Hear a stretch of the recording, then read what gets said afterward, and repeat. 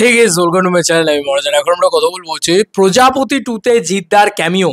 আরে বাপরে, সাংঘাতিক ব্যাপার। এটা যদি সত্যি হয় তাহলে সত্যিই তো মারাত্মক বিষয়। দেখো, বুমেরাঙে দেবদার একটা ফটো ইউজ করা হয়েছিল। আমি না এর থেকে বেশি কিছু এক্সপেক্টও করি না। আমার অভিজিৎ সেনের হিউমারের ওপরে প্রচণ্ড ভরসা আছে। সে প্রচণ্ড বেশি মেটারিজনের ডায়লগে ফোকাস করে। মানে আজকে খাদান নিয়ে আমরা এত কথা বলি, খাদানে মেটারিজনের একটা ইউজ ডায়লগ ছিল, ফ্যামিলি নিয়ে ব্যস্ত আছে বলে কী ভাবেছিস, অ্যাকশনটা ভুলে গেছি, ওটা আমারই কাজ। এ ধরনের ডায়লগ দেবদার ক্ষেত্রে ছিল। এবার জিদ্দার ক্যামিওর ক্ষেত্রে আসছি। আমি তার আগে একটুখানি মানে প্রিলিউডটা করে নিই।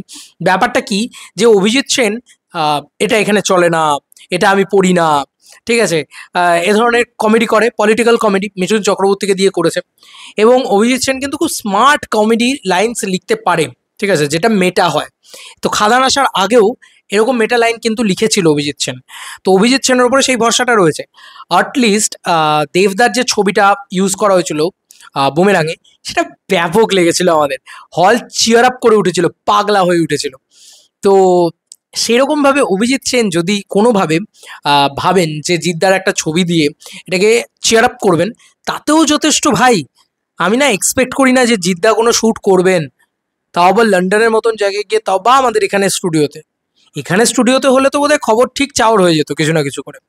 এটা হচ্ছে সব থেকে বড় কথা। লন্ডনের মাটিতে হলেও হতে পারে যে জিদ্দা হয়তো সত্যি এ করলেন, মানে সত্যি হয়তো শ্যুট করেছেন বা ইত্যাদি ইত্যাদি। এটা আমার কোথাও গিয়ে মনে হয় যে এটা হতে পারে। এবার কি থেকে কি জানা যাচ্ছে, আমি ক্রেডিট দিচ্ছি শিল্পেন্দু দাকে, মানে এন্টারটেনিং প্রিন্সকে। সেই ভিডিওটা বানিয়েছে, আমি ইচ্ছা করে একটু দেরি করে দিলাম ভিডিওটা। বিষয়টা হচ্ছে যে জিদ্দার মানে জিৎ উইথ অপরাজিতা আড্ড, এই বিষয়টা গুগলে লিখলে নাকি এআই এটা সাজেস্ট করছে। এবার এটা তো কোনো এডিটেড নয় ব্যাপারটা, সে কারণে সাজেস্ট করছে এরকম জিনিসপত্র নাকি, যে অপরাজিতা আড্ডর সাথে জিদ্দার কোনো ছবি যদি হয়ে থাকে, সেটা প্রজাপতি টুতে জিদ্দার একটা ছোট হলেও ক্যামিও থাকতে পারে। দেখা যাক।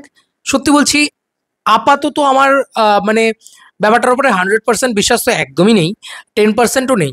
অ্যাটলিস্ট জিদ্দার একটা ছবি যদি দেখিয়ে দেওয়া হয়, দিয়ে একটা ডায়লগও দিয়ে দেওয়া হয় জিদ্দাকে নিয়ে, আমার মনে হয় সেটা সেটা অন্তত সম্ভব।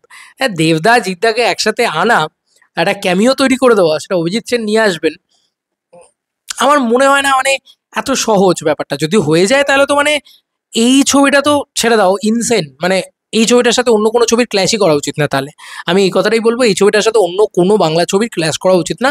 কারণ এই ছবিটা যদি দেবদা জিদ্দা একসাথে থাকে, 30 কোটি টাকা এরম করে মারবে, চুটকিতে মারবে। দেব ভার্সেস জিতের কোনো ফ্যান বেসের বাওয়াল হবে না।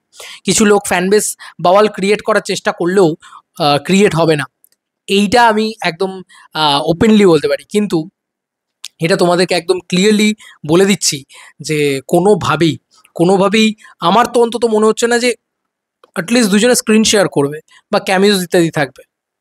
হতেও পারে, থাকলেও হয়তো হাট করে জিদ্দা এসে একটা হাই বলে দিয়ে চলে গেল।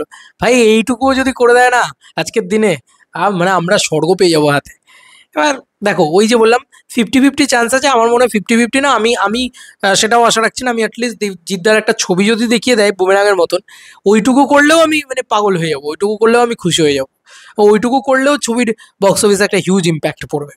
যাই হোক, দেখা যাক তোমাদের কার কি মতামত। সত্যি কি প্রজাপতি টুতে জিদ্দার একটা ক্যামিও থাকতে পারে? জানিও কমেন্ট সেকশনে। চলো বন্ধুরা, নতুন কোনো ভিডিওতে দেখা হবে। বাই।